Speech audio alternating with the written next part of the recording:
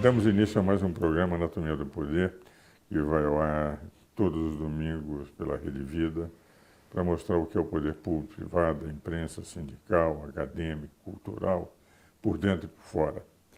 Na verdade, nós nos preocupamos sempre em mostrar as figuras que detêm o poder, seja na universidade, seja no exercício, como temos trazido muitas pessoas, que estão no exercício do poder público, magistrados, senadores, deputados, etc.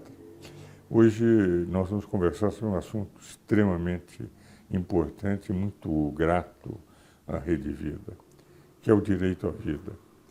E vamos discutir isso porque daqui 2 semanas nós teremos uma audiência pública no Supremo Tribunal Federal a respeito da ação de descumprimento do preceito fundamental, número 442, na qual se pretende legalizar o aborto em qualquer circunstância do país. A questão foi apresentada pelo um partido político e nós temos nesse programa trazido inúmeros professores, parlamentares, congressistas, membros do Poder Judiciário para discutir essa matéria, porque sendo a Constituição claríssima a respeito e dizendo que é uma inviolabilidade do direito à vida, sendo o Código Civil de uma clareza monumental, vou dizer no artigo 2º, que todos os direitos do nascituro são assegurados desde a concepção, seria ridículo dizer que são assegurados todos os direitos, menos o direito à vida, e que nós entendemos que esta posição que tem sido da União dos Juristas Católicos de São Paulo, de inúmeros juristas, foi a minha posição nos comentários da Constituição com o professor Celso Bastos, os dois comungávamos do mesmo princípio, de que há uma inviolabilidade, o direito mais importante que está na Constituição, o direito à vida, e que vai ser discutido agora para saber se pode-se ou não cometer homicídio uterino. Vai se discutir no Supremo se haverá ou não a possibilidade de se legalizar o homicídio uterino, matar as mães no seu próprio ventre, os seus filhos que lá estão. Para tratar disso, nós vamos trazer membro da UJUCAT, da União de Juristas Católicos de São Paulo, que foi admitida à União de Juristas como amicus curiae nessa ADPF e vai representar a professora, a doutora em Filosofia e Direito da Universidade Federal do Rio Grande do Sul e formada em Direito aqui pela Universidade de São Paulo, que é minha filha, professora Ângela Vidal da Silva Martins, também membro da Academia Paulista de Letras Jurídicas e da Academia Brasileira de Filosofia. Ela representará hoje e fará sustentação oral na defesa do nascituro, do direito da vida. Eu queria, Ângela, que você explicasse ao telespectador o que será essa audiência pública, qual é a posição, quais foram os argumentos que você levou. Opa, em primeiro lugar, boa noite a todos, boa noite meu pai. Eu agradeço muito especialmente essa oportunidade de falar aos brasileiros sobre o que está por trás dessa DPF 422, não é? Para que o público saiba e se manifeste também contra esse, como eu chamei, aborto jurídico. A 422 é um aborto jurídico. E mais do que representando a União dos Juristas Católicos, eu quero falar no Supremo como uma professora de filosofia de direito, uma pessoa especializada em antropologia jurídica, não é? Como cidadã, como mulher, como ser humano, não é? Então, o que eu queria primeiro colocar é que a 422 é um aborto jurídico no sentido de que um partido não pode recorrer de forma paternalista ao Supremo Tribunal Federal para pedir amparo sobre algo que eles desejam, representando uma, na verdade, camada muito pequena da população brasileira que é pró-vida, né? E vai recorrer ao Supremo para debater um assunto que é a ser debatido, o direito à vida, se fosse debatido, né, que já é um absurdo, né, num espaço democrático, onde todos os brasileiros possam ter representatividade. Então, em primeiro lugar, carece ao partido ser sujeito dessa ação por, né, querer um amparo do Supremo sem debater entre os seus iguais.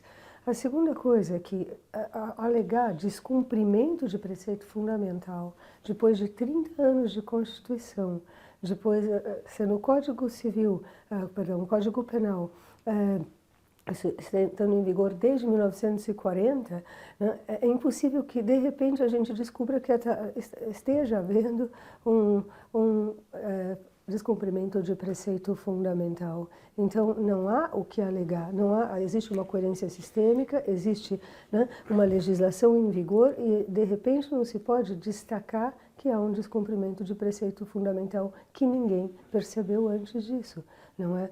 E, em terceiro lugar, eles, na sua petição, fazem um aborto jurídico no sentido, né, de o PSOL, o partido, né, de tergiversar vários aspectos da Constituição, a começar por dizer, bom, é paternidade responsável, planejamento familiar, o direito de abortar caso a gente, ocorra a concepção e a gente não deseja esse filho. Bom, planejamento vem antes, não depois. E não pode, como bem lembrou a Advocacia Geral da União, não se pode considerar um direito constitucional, que a gente possa planejar através da possibilidade de um aborto, caso haja essa concepção, não é? Então, nesse sentido também, eu estou dando um exemplo. A petição, ela vai tergiversando conceitos, igualdade... Aliás, e é importante um dado, Ângela, algum tempo atrás, houve aquele Congresso das Mulheres em Pequim. E foi apresentada a tese de que o aborto seria uma forma de um instrumento para planejamento familiar. 2 vezes a matéria foi discutida lá e aqui no Brasil, de que o aborto não é forma de planejamento familiar. Parágrafo 7º do artigo 226 da Constituição declara que planejamento pode ser feito, mas que o aborto não é instrumento de planejamento familiar. É instrumento de matar crianças, nascituros, seres humanos concebidos no ventre materno. E o aspecto que me parece importante, Ângela, foi o encontro no começo deste século da Academia do Vaticano, em que a Academia do Vaticano tem 80 acadêmicos. Naquela ocasião, 80 acadêmicos, só 2 sacerdotes, 78 cientistas. Desses cientistas, 29 eram prêmios Nobel. 29 eram prêmios Nobel. O Brasil não tem nenhum. A Academia do Vaticano tem 29. Tinha, não sei hoje, mas naquele momento 29. Para discutir quando começa a vida. E todos, por unanimidade, disseram que começa na concepção. A vida só pode ser humana, começa na concepção. Só quis trazer isso, que isso eu aleguei quando eu sustentei o problema das células-troncos no Supremo Tribunal Federal. Além disso, uma coisa interessante também, isso que tu está levantando, não é? Que a paternidade responsável, né? O que é responsável, ser responsável? Responsabilidade significa ser esposo da coisa, né? Res responso, responder pelo ato. Agora, dentro da paternidade responsável, a paternidade ou a maternidade, a gente vai extinguir a relação através, né, do assassinato, em vez de promover essa relação A melhor de forma forma de ser responsável é matar os filhos no ventre exatamente, materno. que é uma coisa que é realmente um paradoxo, né, que a gente use esse argumento em prol da legalização do aborto. E também isso que se fala, né, sobre as mães, não é? Que um tratamento degradante, né? Tratamento degradante é o do feto, né? Como a gente esquarteja uma criança, como a gente hoje já anestesia as crianças para não sofrerem, ou seja, eu sei que ela vai sofrer, não é? Então, para quem é o tratamento degradante? Ou que os outros argumentos que a prisão que as nossas prisões são, os nossos cárceres são horrorosos, então é melhor penalizar, né, despenalizar o aborto do que mandar uma mulher para o cárcere. Então, com certo cárcere, né, dá uma solução positiva para isso, né, mas não alegar coisas que vão, de fato, né, manipulando a opinião pública sobre algo que não tem um nexo causal forte. Acontecendo isso, queremos o aborto. A prisão está cheia, então o aborto. As famílias são um inferno, então o aborto. Não tem um nexo causal muito frágil, né, para querer legalizar um crime, né, em termos de consistência jurídica, consistência filosófica. Não é? E depois um outro ponto é a ficção legal. Não é? O autor que eu estudei nos Estados Unidos, Lon Fuller, ele falava que o direito ele tem que seguir a vida real, né? Que o direito não pode trazer ficções legais como se fosse para poder ajustar o que ele deseja ajustar para a vida do cidadão. Nesse caso, o Supremo Tribunal Federal declararia que o feto não é vida, como se fosse, não é vida, não é ser humano, não tem essa categoria, né? Isso, antes de 3 meses de vivência dentro do ventre materno. É uma ficção legal.